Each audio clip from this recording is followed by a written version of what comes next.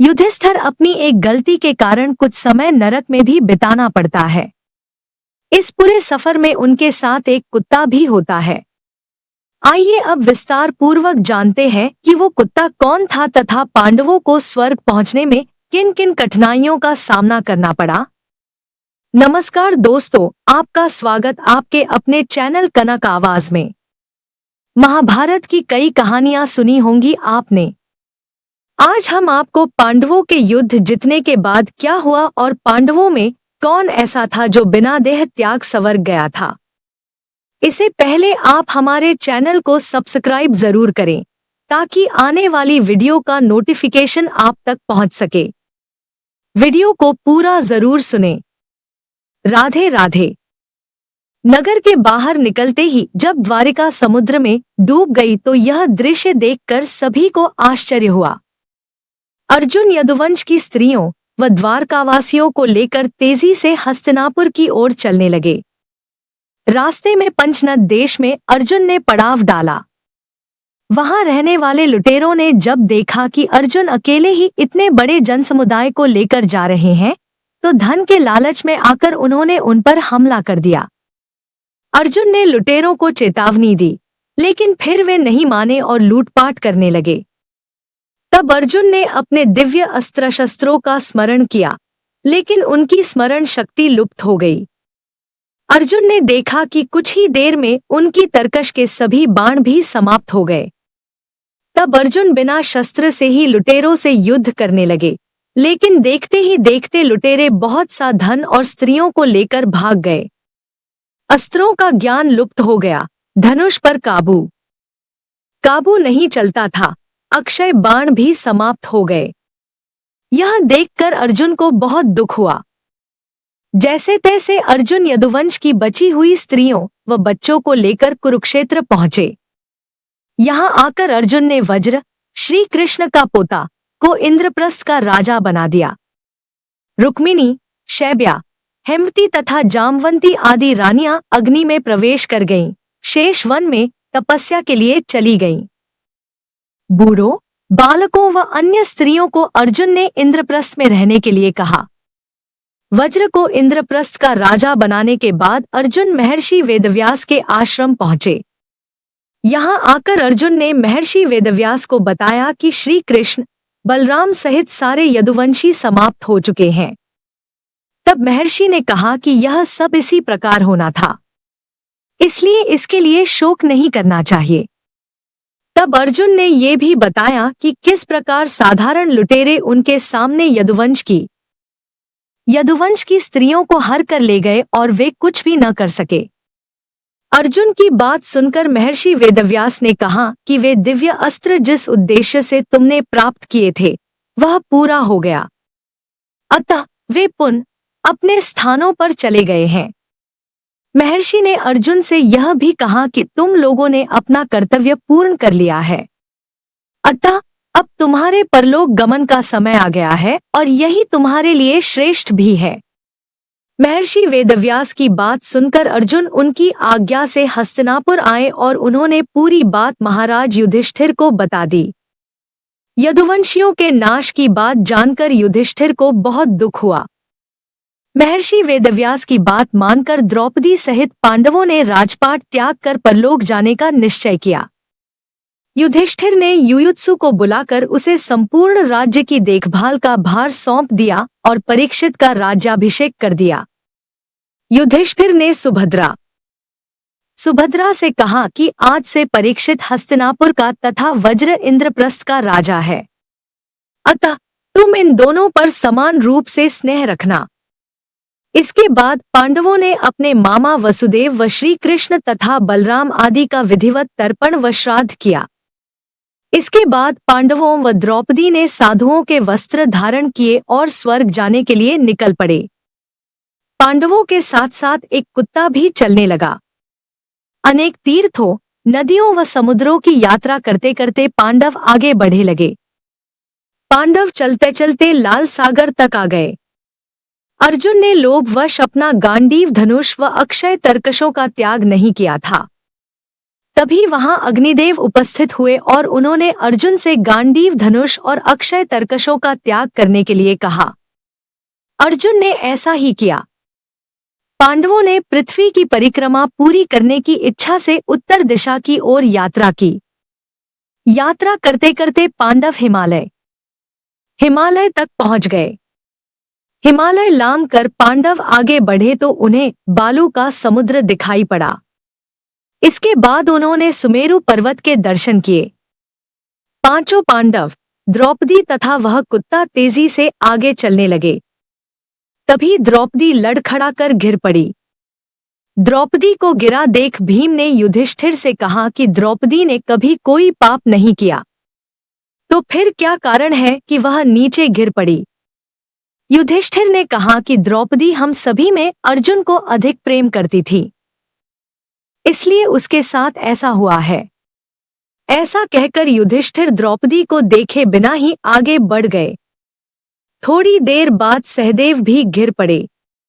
भीमसेन ने सहदेव के गिरने का कारण पूछा तो युधिष्ठिर ने बताया कि सहदेव किसी को अपने जैसा विद्वान नहीं समझता था, इसी दोष के कारण इसे आज गिरना पड़ा है।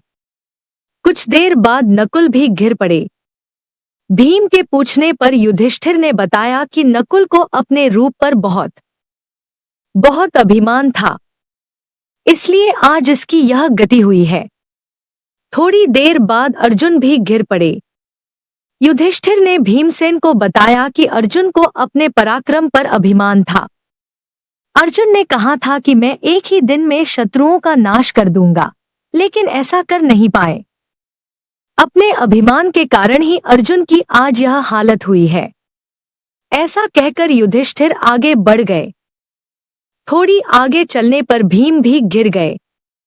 जब भीम ने युधिष्ठिर से इसका कारण तो उन्होंने बताया कि तुम खाते बहुत थे और अपने बल का झूठा प्रदर्शन करते थे, इसलिए तुम्हें आज भूमि पर गिरना पड़ा है। यह कहकर युधिष्ठिर आगे चल दिए। केवल वह कुत्ता ही उनके साथ चलता रहा। युधिष्ठिर कुछ ही दूर चले थे कि उन्हें स्वर्ग ले जाने के लिए स्वयं देवराज इंद्र अपना रथ लेकर आ गए। तब युधिष्ठिर ने इंद्र से कहा कि मेरे भाई और द्रौपदी मार्ग में ही गिर पड़े हैं, वे भी हमारे साथ चलें, ऐसी व्यवस्था कीजिए। तब इंद्र ने कहा कि वे सभी पहले ही स्वर्ग पहुंच चुके हैं, वे शरीर त्याग कर स्वर्ग पहुंचे हैं और आप सशरीर स्वर्ग में जाएंगे। इंद्र की बात सुनकर युधिष्ठिर ने कहा कि यह कुत्ता मेरा परम भक्त है, इसलिए इसे भी मेरे साथ स्वर्ग जाने की आज्ञा दीजिए। लेकिन इंद्र ने ऐसा करने से मना कर दिया। काफी देर समझाने पर भी जब युधिष्ठिर बिना कुत्ते के स्वर्ग जाने के लिए नहीं माने तो कुत्ते के रूप में यमराज अपने वास्तविक स्वरूप में आ गए। वह कुत्ता वास्तव में यमराज ही थे। युधिष्ठिर को अपने धर्म में स्थित देखकर यमराज बहुत प्रसन्न हुए। इसके बाद देवराज इंद्र युधिष्ठिर को अपने रथ में बैठाकर स्वर्ग ले गए। स्वर्ग जाकर युधिष्ठिर ने देखा कि वहां दुर्योधन एक दिव्य सिंहासन पर बैठा है, अन्य कोई वहां नहीं है।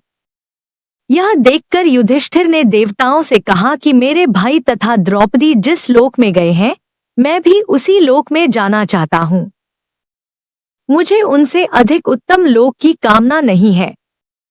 तब देवताओं ने कहा कि यदि आपकी ऐसी ही इच्छा है तो आप इस देवदूत के साथ चले जाइए, यह आपको आपके भाइयों के पास पहुंचा देगा। युधिष्ठिर उस देवदूत के साथ चले गए। देवदूत युधिष्ठिर को ऐसे मार्ग पर ले गया जो बहुत खराब था। उस मार्ग पर घोर अंधकार था। उसके चारों ओर से बदबू आ रही थी। इधर उधर मुर्दे दिखाई दे रहे थे। लोहे की चोंच वाले कौए और गीध मंडरा रहे थे। वह असिपत्र नामक नरक था। वहां की दुर्गंध से तंग आकर युधिष्ठिर ने देवदूत से पूछा कि हमें इस मार्ग पर और कितनी दूर चलना है और मेरे भाई कहाँ हैं? युधिष्ठिर की बात सुनकर देवदूत बोला कि देवताओं ने कहा था कि जब आप थक जाएं तो आपको लौटा लाओ। यदि आप थक गए हो तो हम पुनः लौट चलते हैं।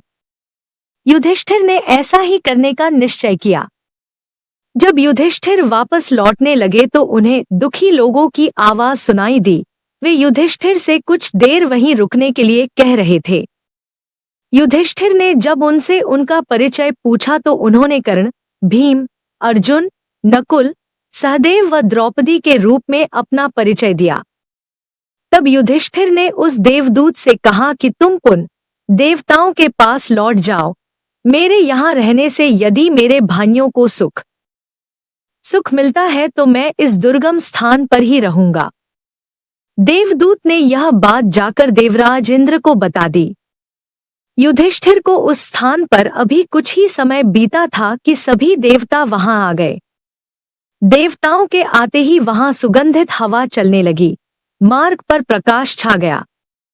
तब देवराज इंद्र ने युधिष्ठिर को बताया कि तुमने अश्वत्थामा के मरने की बात कहकर छल से द्रोणाचार्य को उनके पुत्र की मृत्यु का विश्वास दिलाया था। इसी के परिणाम स्वरूप तुम्हें भी छल से ही कुछ देर नरक के दर्शन पड़े। अब तुम मेरे साथ स्वर्ग चलो, वहां तुम्हारे भाई व अन्य वीर पहले ही पहुंच गए हैं। देवराज इंद्र के कहने पर युधिष्ठिर ने देवनदी गंगा में स्नान किया। स्नान करते ही उन्होंने मानव शरीर त्याग करके दिव्य शरीर धारण कर लिया। इसके बाद बहुत से महर्षि उनकी स्तुति करते हुए उन्हें उस स्थान पर ले गए जहां उनके चारों भाई कर्ण, भीष्म, धृतराष्ट्र, द्रौपदी आदि आनंद पूर्वक विराजमान थे। वह भगवान का परमधाम था। युधिष्ठिर ने वहां भगवान श्री कृष्ण के दर्शन किए। अर्जुन उनकी सेवा कर रहे थे। युधिष्ठिर को आया देख श्री कृष्ण व अर्जुन ने उनका स्वागत किया। युधिष्ठिर ने देखा कि भीम पहले की तरह शरीर धारण किए वायु देवता के पास बैठे थे। कर्ण को सूर्य के समान स्वरूप धारण किए बैठे देखा। नकुल व सहदेव अश्विनी कुमारों के साथ बैठे थे। देवराज इंद्र ने युधिष्ठिर को बताया कि ये जो साक्षात भगवती लक्ष्मी दिखाई दे रही हैं, इनके अंश से ही द्रौपदी का जन्म हुआ था। इसके बाद इंद्र ने महाभारत युद्ध में मारे गए सभी वीरों के बारे में युधिष्ठिर को विस्तार पूर्वक बताया। इस प्रकार युधिष्ठिर अपने भाइयों व अन्य संबंधियों को वहां देखकर बहुत प्रसन्न हुए। आपको कहानी कैसी लगी? ऐसी ही धार्मिक कहानियां सुनने के लिए चैनल को सब्सक्राइब करें। देखने के लिए धन्यवाद।